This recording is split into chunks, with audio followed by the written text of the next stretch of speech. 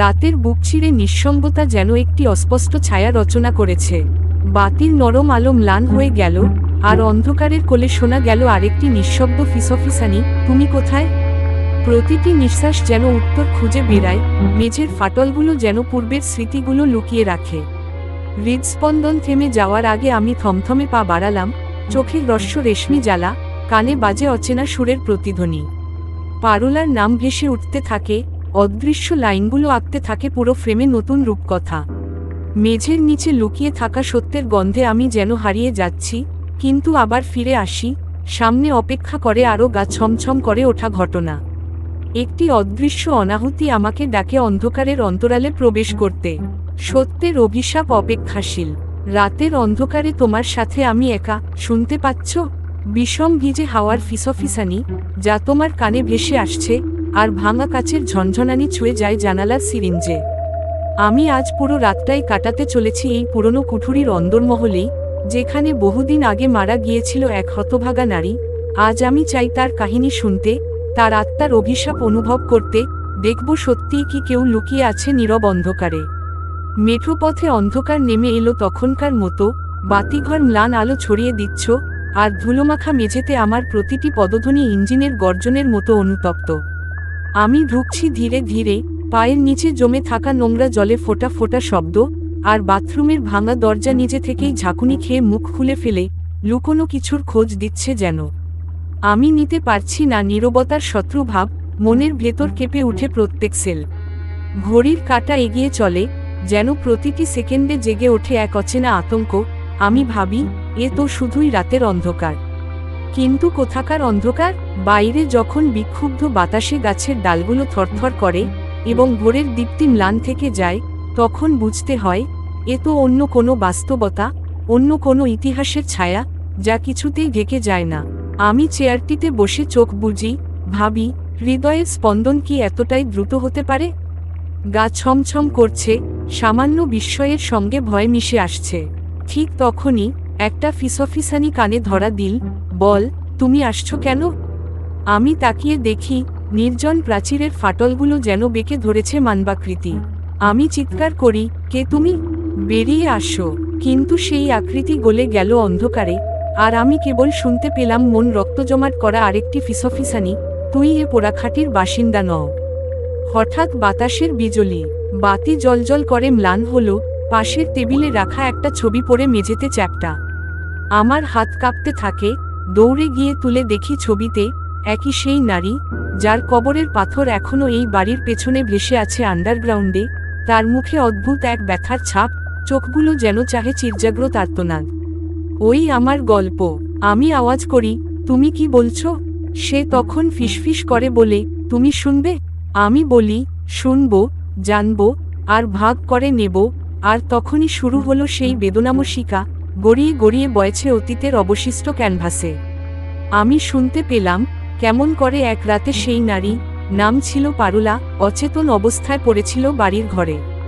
রাজবাড়ির সেবা শেষে ফিরে এসে সে দেখতে পায় দরজার পালকধারায় কেউ হাতের আঙুল দিয়ে নোংরা আঁচড় দিয়েছে, আর সেই আঁচড়ের থেকে শুয়ে শুয়ে শুয়ে শব্দ। সে ছুটে আসে, আলো জ্বালায়, কিন্তু দেখেনি কাউকে। নিচু বাতি ছায়া ছায়ায় খেলছে, আর বারান্দার গাছপালা যেন আলাপ করছে তার সাথেই, ওই নারী, আজ রাতে তোর দাম ছেড়ে দেবে না। সেই রাতে ঘুমায়নি পারুলা। ছুটে এসে গাছের ফাঁক দিয়ে সে খোঁজ নিতে চাইল প্রাঙ্গণ। তখনই অনুভব করল নরম পায়ের ছাপ, শুধু একটি, যা ঠিক তার পায়ের কাছ থেকে দূরে। সে থেমে দাঁড়ালো, কত অদ্ভুত, তার নিজের তো পায়ের ছাপ থাকলেই, আর এ কাদের? পক পক, দরজা ধাক্কা খায়, সে ফিরে তাকায়, মেঝেতে অচেনা পদধ্বনি। সে চিৎকার করে, কিন্তু গলা আটকে যায়। দুই হাত ছাদে তুলে কাঁদতে কাঁদতে সে দেখতে পায় একটা ছায়ামূর্তি, লম্বা, সরু, চোখ নেই, শুধু শূন্য দুটি গহীন গর্ত। ছায়া কাছে এলে পারুলার বুক ধক করে ওঠে, শ্বাস রুদ্ধ হয়ে যায়, কিন্তু সে কণ্ঠে কোনো শব্দই বের করতে পারেনি, কারণ এবার সেই ছায়া খুলে দিল মুখের ভেতর থেকে এক রহস্যময় সুর, তুমি আমার খোঁজে এসেছ, আমি তো এখানে। সেই থেকে পারুলা, যা হয়ে গেল অন্ধকারের নিচে, তার আত্মা ছাড়েনি বাড়িটি। সেই অদ্ভুত রাতের অভিশাপ যা ধারণ করেছে সিমেন্টের ফাটল আর দেয়ালের চুনাপাথর, তা আজও ওখানে আটকে। আর আমি এখনো শুনি সেই ভাঙা সিসি ক্যামেরার স্ক্রিন থেকে ভেসে আসা ফিডব্যাক, কোনোতে অচেনা অবয়ব, কোনোতে ফ্লিকার, এবং মাঝে মাঝে বিচ্ছিন্ন দ্বীপের মতো একটা মুখ, কনপট কাঁপছে, চোখের পলক নেই, কেবল ভয়। আমি দাঁড়িয়েই আছি, শান্ত। না, অন্তত শ্বাসটা যেন আর নেই। হয়তো তুমি ভাবছো এতটাও তো কিছু না, কিন্তু কখনোই ভাববে না। না, যতক্ষণ এখানে থেকে অভিজ্ঞতা পাওয়া যাবে ততক্ষণ ভয়। আমি পালাতে চাই, দৌড়াতে চাই, হাওয়া দিয়ে গাইতে চাই আর চিৎকার করে বলি, চলে যাও, চলে যাও, আমাকে ছেড়ে দাও।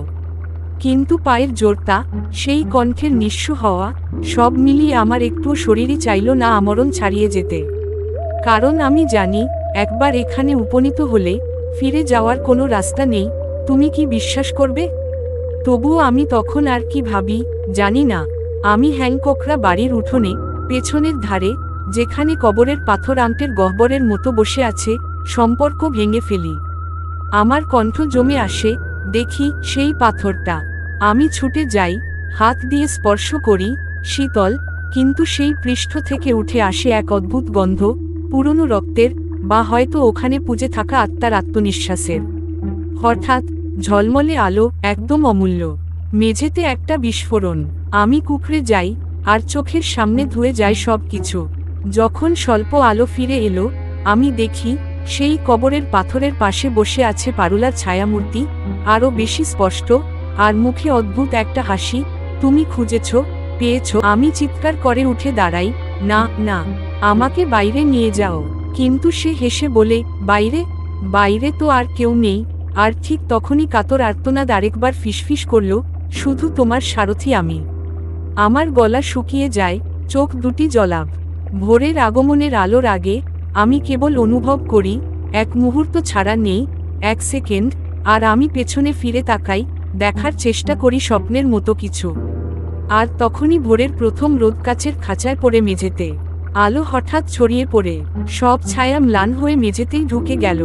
পারুলার কণ্ঠমিশ্রিত হাসি আর্তনাদে বিরাম খায়, আর আমি কফির গরম রিংগুলো মুখে নিয়ে বারান্দায় বসি। পাশের তালগাছগুলোতে আজ অন্য রকম নীরবতা, পাতাগুলো যেন আমার দিকে তাকিয়ে আছে, রুক্ষ ভাজে আবদার করছে, অনতিবিলম্বে এসো।